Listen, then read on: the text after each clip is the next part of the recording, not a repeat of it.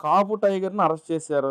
ఇంకా మామూలుగా ఉండదు కూటమి ప్రభుత్వానికి. ఇంకా రోజు ప్రశ్నల వర్షమే. ఇంక చంద్రబాబు, పవన్ కళ్యాణ్ రోజు ఆటిలికి జవాబు ఎతుక్కోవాలని జెప్పి వైసీపీ నాయకులు గాని, అంబటి రాంబాబు గాని మాట్లాడుతున్నారు. ఏంటి ఒక మహిళగా దాని మీద మీరెలా రియాక్ట్ అవుతారు? ఏం సమాధానం చెప్తారసలు? సమాధానం అంటే అసలు దీని నుంచేగా గొడవొచ్చింది స్టార్టింగ్ ముందు. మర్యాదగా రాజకీయాలు రాజకీయాలుగా చేయండి. రాజకీయాలు ధర్మంగా చేయండి. హ్మ్. అంతే తప్ప పవర్ ఉంది, అధికారం ఉంది, పోలీసులు ఉన్నారని, ఫ్లెక్సీలు ఉన్నాయని ఇష్టం వచ్చినట్టుగా ఫ్లెక్సీలు కడితే అది తప్పు. అది మంచి సాంప్రదాయం కాదు. మరి మీరు చేసిన పనులేంటి ఆ రోజుల్లో? బాక్సింగ్ చేశారుగా కాళ్ళతో తొక్కారు, బాక్సింగ్ చేశారు. వీళ్ళొక్క బ్యానర్ కట్టిన పాపానికి ఇంత తెచ్చారు గొడవంతా. లడ్డూ దగ్గర నుంచి మొదలైన గొడవ ఇప్పుడు స్టేషన్ దాకా ఎళ్ళామని అంటున్నారు. నువ్వు మంచోడైతే పెట్టరుగా. నువ్వు అనే మాటలు ఏం మాటలు? ఆళ్ళ అమ్మని తిట్టావు. అసెంబ్లీలో ఆళ్ళ భార్యని తిట్టావు. వాళ్ళ అమ్మని తిట్టినందుకే నీ దగ్గరికొచ్చారు. లడ్డూలో కల్తీ ఉందని మాట్లాడారు గాని నిన్నొచ్చి కొట్టలేదుగా నిన్ను గాని, జగన్మోహన్ రెడ్డిని. చంద్రబాబు ఆళ్ళ అమ్మని తిట్టారు. ప్రజలొచ్చి కొట్టారు నిన్ను. అసలు నేను కొట్టాల్సింది తప్పు చేశారు. ఉత్తుత్తునే వచ్చారు గాని వాళ్ళు ఎలాగ పడ్డది నింద. ఏది తెలుగుదేశం కార్యకర్తలు ఎళ్లారు, కొట్టారని. కొడితే ఏం పోను? అంతకన్నా ఇంకేమైపోద్ది మాకు? చెడ్డ పేరనేది ఇంకేమొస్తది? ఎలాగో ముద్రేశారు కదా మీరు. ఆ ముద్ర అది నిజంగానే మిమ్మల్ని కొట్టి తోలు తీస్తే ఇంకోటికి మాటలు రావు. ఇవాళ అలా చేయబోబట్టేగా మళ్ళీ వచ్చి మీడియా ముందు మాట్లాడుతున్నావు నువ్వు. నాకు కేస్ పెట్టుకొని, నా కుక్క కూడా భయపడదు. రెడ్ బుక్‌కి అసలు ఏంటంటే బూతులు ఇంక మనం మాట్లాడకూడదు వాళ్ళలాగా. ఆ మాటలు మాట్లాడుతున్నా నీకొకసారి కోటింగ్ పడితే గాని బుద్ధి రాదు. ఎన్ని సార్లైనా ఎళ్తున్నాను. సిగ్గుండదు మీకు. ఎన్ని సార్లైనా ఎళ్తారు. తెగిడిసేశారు మీరు. స్టేషన్‌కి ఎన్ని సార్లైనా ఎళ్తారు. తరుణులైన ఎన్ని సార్లు తింటారు. మీకు సిగ్గు, శరం ఏవి పెట్టలా దేవుడు మీకు. ఇంకా మాట్లాడుతున్నారు, ఇంకా మాట్లాడుతున్నారు. అసలు తప్పని లడ్డూల కల్తీ జరిగిందా? లేదనేది అడిగారు వాళ్ళు. జరగలేదంటే జరగలేదని చెప్పాలా. లేదు జరిగిందయ్యా మా తప్పయిపోయింది. ఏదో తెలుసో తెలియక తప్పయిపోయింది. ఇంకోసారి ఈ పొరపాట్లు జరగవని చెప్పుకోవాలి. ఎందుకు ఈ డొంక తిరగడం అంతా? డొంక ఎక్కడుందంటే అదంటా చూడు ముక్కు ఎక్కడంటే తల చుట్టూ తిరిగి ముక్కు చూపిత్తారు. ఆ టైప్‌లో చూపిత్తారండి వీళ్ళు. అసలు వైసీపీ వాళ్ళతో మాట్లాడటం కూడా వేస్ట్ అండి. అసలు వాళ్ళ గురించి అడక్కండి. ఎందుకనమ్మా? వేస్ట్. గతంలో గెలిపిచ్చారు 150కి ఇచ్చి. గెలిపించామంటే ఏదో ఒక ఛాన్స్ అడిగాడు పాపం తండ్రి లేని బిడ్డ. చూద్దాం చంద్రబాబు గారిని చాలా సార్లు చూసాం గదా! ఈయన చూస్తే చంద్రబాబు కన్నా బాగా చేస్తాడని చూసాం. అసలు ఆయన చేసిన దాంట్లో పావలా వంతు చేయలే ఈయన. అందుకే మళ్ళీ ఎళ్ళిపోయాడు. 5 సంవత్సరాల్లో ఆయన్నెందుకు ఓడించాం మేమందరం కలిపి 11 సీట్లకి ఎందుకు కూర్చొనిబెట్టాం. ముత్తైదులాగా 11 మందినే పెట్టామక్కడ. పోనీ ఎగస్ట్రా ఏమన్నా ఉన్నాయా? ఇంక చంద్రబాబు గారికి 21, 22 ఓడే వచ్చినియి. అసెంబ్లీలోకెళ్ళాడాయన. ఇలా ఇది కూడా లేదు. అసెంబ్లీలోకి మళ్ళీ మీరు ఇవ్వండి, నాకు పరిపత్యం ఇవ్వండి, నేను వస్తానంటాను. ఎవడైనా ఇత్తాడసల? గెలిపించుకుంటే ఇస్తారు. మేము ఓట్లేత్తే మీరు వెళ్ళాలి. సరే ఎళ్ళావుగా మొన్న మాట్లాడొచ్చుగా. ఆళ్ళు ముగ్గురు లైన్‌లో ఉన్నారుగా నిలదీయొచ్చుగా. హెత్! నేను ఆ రోజు ఏం చేశాను? మీరెందుకు నన్ను అంటున్నారు? నేను లడ్డూలు ఎక్కడ కల్తీ చేశాను? అని అసెంబ్లీలో దొరికారు కదా! వాళ్ళ ముగ్గురు. చంద్రబాబు ఉన్నాడు, లోకేష్ ఉన్నాడు, పవన్ కళ్యాణ్ ఉన్నాడు. మిగతా ఎమ్మెల్యేలందరూ ఉన్నారు. వాళ్ళందరిని అక్కడ నిలదీయొచ్చుగా నువ్వు. తప్పేముంది? ఎదురుంగా ఉన్నారు. అసలు నీకు నోటికి ఎదురుంగా ఉన్నారు. అసెంబ్లీలో ఎంతమంది వింటాం. మేమందరం చూత్తాంగా. ఇప్పుడు రోజు టీవీ చూస్తున్నాం కదా! మేము చూస్తాంగా. అరే! జగన్మోహన్ రెడ్డి తప్పులేదు. ఈళ్ళు ముగ్గురే నిందలేసారని అంటాంగా. నిజమనేది మేము మాలాంటోళ్ళం మాటలాడతాం. ప్రజలు మాట్లాడతాం కదా! మీరు మా అబద్దాలాడినా. అది చెయ్యవు.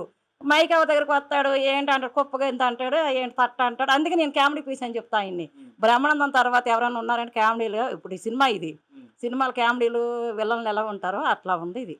అంతే వీళ్ళు చక్కగా పరిపాలన చేస్తున్నారండి. వీళ్ళని హాయిగా పరిపాలన చేయనీయండి. వీళ్ళు చేయరు, ఆళ్ళని చేయనివ్వరు. మేము ఎదవలం గదా! వీళ్ళు గూడా ఈళ్ళకెందుకు మంచి పేరు తెచ్చుకుంటున్నారు అని చెడగొడతానికి మాత్రమే ఉన్నారు వీళ్ళు. ఏది చేసినా తప్పంటే ఏం తప్పు చేశారు అడగండి. ఏం తప్పు చేశారని అసెంబ్లీకెళ్ళి అడగొచ్చుగా. ఈ వెంకటేశ్వర స్వామి ఫోటోలు తీసుకెళ్ళి ఏవండీ బుద్ధున్నోడు ఎవడైనా చెప్పులేసుకొని ఎళ్తాడండి? ఏదో సమయం తప్ప ఎక్కడో ఏదో రాజకీయంలోనంటే పోనీ ఫోటో యేసుకొని ఎళ్తాం. గుళ్ళకెళ్తప్పుడు రోడ్డు మీద ఫోటో తీసుకొని ఎళ్తాం. అసెంబ్లీ అది దేవుళ్ళంటే అసెంబ్లీ జనాల గురించి మాట్లాడేది. 10 మందిని చూత్తారు, వందల మంది చూత్తారు. ఒక ఇద్దరు, ముగ్గురు కాదు కదా! అందులో అలాంటి ఫోటోలు తీసుకొనెళ్ళి ఆడెవడో అంటాడు అందులో గూడా మన పేర్లు తెలీదు. అసల వైసీపీలో ఎవడో తెలీదు అంటే నాకు. చెప్పులేసుకొని గాని చూపిస్తే మేమందరం రాజీనామా అదే చేస్తామని జెప్పి నేనంటున్నా. మాధవరావు మాట్లాడారు కదా మరి. నాకసలు తెలీదు. వైసీపీ నాకు తెలిసిందల్లా ఒక ఐదుగురు, ఆరుగురే. అంబటి రాంబాబు, గుడివాడ నాని, అదేదో బందరు నాని, రోజక్క. రోజక్క అయితే బాగా తెలుసు. పంది అని పేరు పెట్టారు ఆవిడకి. ఆ పందంటే అర్థమవుతది నాకు. ఇలా ఒక ఆరుగురు, ఏడుగురు జగన్మోహన్ రెడ్డి తప్ప ఇంకెవరు నాకు తెలీదు. ఇప్పుడు ఆయన అన్నాడు కదా! చెప్పులు చూపిస్తే రాజీనామా చేస్తాను. చేయమనండి. చెప్పులు చూపిస్తున్నారుగా. నీకంటే కనపడట్లేదు. మాకు కనపడుతున్నాయి ఇక్కడ టీవీ చూస్తున్నాం. అబ్బో! వాళ్ళు తప్పు చేసినా మాదే పైచేయి అంటారండి. ఆళ్ళసలు ఒప్పుకోరు. ఆళ్ళతో వాదించడం అనవసరం. వాళ్ళని తీసి పక్కన పెట్టేసి, అసలు వాళ్ళాడే మాటలకి మనం కౌంటర్ గూడా ఇవ్వక్కర్లా. Time waste. పని చేసుకుంటూ ఉంటున్నారు. మా ప్రజలకేదైనా సమస్యొస్తే డైరెక్ట్‌గా వాళ్ళ దగ్గరికెళ్తే మా సమస్యలు తీరుతున్నాయి. మాకు జాలిక. ఏవండీ టీవీల్లో వాటిల్లో ఎక్కడైనా చిన్న పిల్లలు ఇంతింత పిల్లలు సమస్య చెప్తుంటే ఎంత అల్లుకుంటున్నారండి ఈళ్ళు. ఎంత చేతనండి పవన్ కళ్యాణ్ రోడ్లంటే రోడ్డు ఎప్పించేస్తున్నాడు. చంద్రబాబు ఇదంటే వాళ్ళ ఇంటికి వెళ్ళి సాయం చేస్తున్నాడు. లోకేష్ బాబు అయితే అడగాల్సిన పనిలే, అందుబాటులో ఉంటున్నాడు, నోటికాడ ముద్దలాగా ఉంటున్నాడు. ఇంకేంటంటే వాళ్ళు చేసిన తప్పు నాకు అర్థం కావట్లేదు. వీళ్ళ కళ్ళుకి కనబడట్లేదా, లేదంటే వీళ్ళు ఎదవలు కాబట్టి అందరూ మాలాగా ఉంటారనుకుంటారా? అసలు ఏంటి వీళ్ళ బాధ ఏంటండి? ఎందుకంటే వాళ్ళు ముగ్గురు మీద పడి ఏడుస్తారు. లడ్డు తప్పని అందరూ చిన్న పిల్లలతో సహా అర్థమవుతుంది కదా, చదువులేని వాళ్ళు కూడా అర్థమవుతుంది కదా.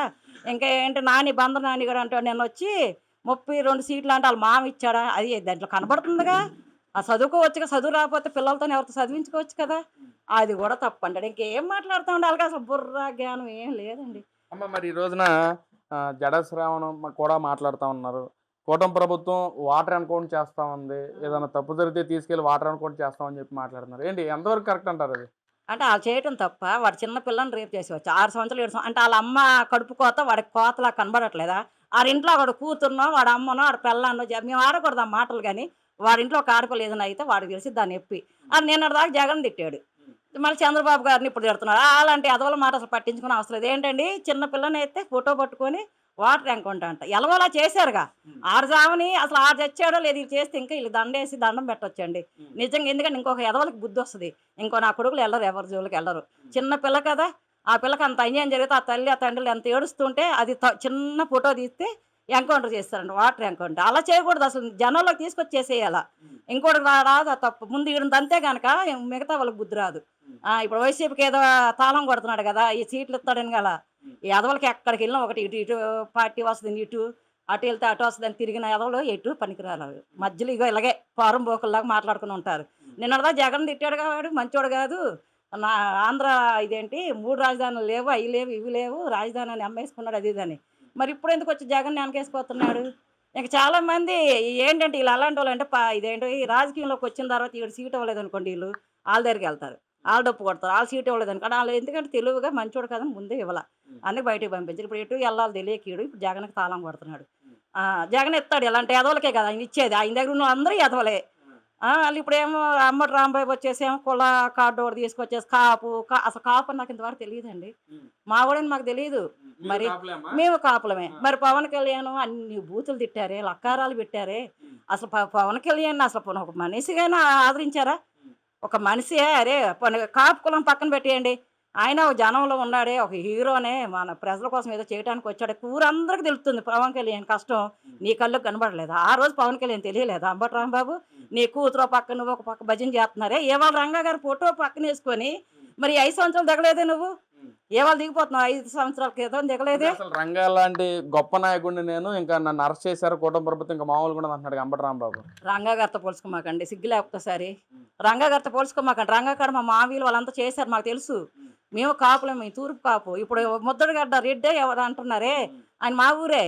ఆయన దగ్గర మా తాతలు కూడా వెళ్ళారు. ఆయన వెళ్ళి ఇప్పుడు రెడ్డి గారిలోకి వెళ్ళిపోయి కాపు కులం అని అంటున్నాడు. రెడ్లు ఎలాగంటే కాపు అవుతారు? ఇప్పుడు కమ్మ వేరే, కాపు వేరే, రెడ్లు వేరే, అన్ని కులాలు మీరే తీశారు. మరి ఆయన ఎలాగ కాపు అవుతాడు? కాపు గురించి ఎలా మాట్లాడుతున్నావు నువ్వు? వాళ్ళ అమ్మాయితో నేను 2-3 సార్లు మీటింగ్ కూడా కలిశాను. మరి కాపులం కాపులమే, నువ్వు రెడ్డి దగ్గరికి వెళ్ళు. ఇప్పుడు ఆయన బయటకు వచ్చి ఆయన మాట్లాడుతున్నారు. పవన్ కళ్యాణ్ గురించి ఆ రోజు మాట్లాడదే? ఆయన మనిషి కాదా? ఆయన కాపు కులం కాదా? కనీసం కాస్త మనిషికి చేట మనిషికి ఇచ్చి మర్యాద ఇవ్వలేకపోయారు. ఆయనకి బూతులు తిట్టారు, వాళ్ళ ఇంట్లో పిల్లల్ని తిట్టారు, ఆడవాళ్ళని తిట్టారు, ఇంకా సాలదని చిన్న చిన్న పిల్లలతో సహా పేర్లు పెట్టి మరీ వర్ణించారు. ఆ రోజు తెలియదా మీకు ఈ కాపు కులం అని? ఏమండి ఈ ఎదవలకి చెప్పలేమండి. అసలు వీళ్ళు ఎందుకు లాకప్లు వేసిన వాళ్ళకు మట్టి ఎరగొట్టట్లేదు నాకు అర్థం కావట్లే. ఇది పట్టాభి గారిని ఎరగొట్టారా? ఇప్పుడు స్పీకర్ పనిచేస్తాడు ఆయన, ఎవరు ఆయన పేరేంటో రాదు ఇప్పుడు, రాష్ట్రం త్రిపుర ఆయన గారిని కాలు అవి వాసిపోయినట్టు పగలగొట్టారా? అవన్నీ మనం చూసాము, మన కళ్ళు ఏమైనా పోయినాయా? మరి ఇప్పుడు వాళ్ళని ఎందుకు అలా వదిలేస్తున్నారు వీళ్ళు? నాకు అర్థం కాదు. తప్పు చేశారు, వచ్చి చంద్రబాబు గారు అమ్మని తిట్టారు, అది వదిలేయాలంట, అది తప్పు అంట. ఆయన అంటాడు కానీ మీరు ఏం మాట్లాడమాకండి. పోనీ చంద్రబాబు కంటే పోనీ పడతాడు, మేమెందుకు పడతామండి? అభిమానించిన వాళ్ళమే, ఆయన పార్టీ కోసం మేము పనిచేసిన వాళ్ళమే. ఆయన ఉంటే చాలనుకున్న వాళ్ళం మేము. వీళ్ళకిలాగా ఈ పార్టీలోకి వెళ్తే ఎంత డబ్బు అవుతుంది, ఆ పార్టీలోకి వెళ్తే అంత డబ్బు అవుతుంది అని ఇల్లు కాదు. కార్యకర్తలకి కొంచెం ఉంటుంది మానవత్వం. వాళ్ళ కోపం వచ్చి వెళ్ళి అద్దాలు పగలగొట్టినంత మాత్రాన్ని ఇంత చేశారే. మరి చంద్రబాబు గారు ఇల్లును పగలగొట్టారు. ఆ రోజు వీళ్ళందరూ ఎవరు రాలా, ఎవడు మాట్లాడలా. ఈ లడ్డు విషయం కూడా కొంతమంది కొంతమంది భయపెట్టేస్తున్నారు కదండి వీళ్ళు. 2029 వస్తే మా సంగతి ఏంటో చూస్తారు. ఎవరిని భయపడతారా మీరు? ఎవరిని భయపెడతారు? చంద్రబాబు గారిని భయపెడతారా? లోకేష్ని భయపెడతారు? పవన్ కళ్యాణ్ భయపెడతారు? లేదా ప్రజలను భయపెడతారా?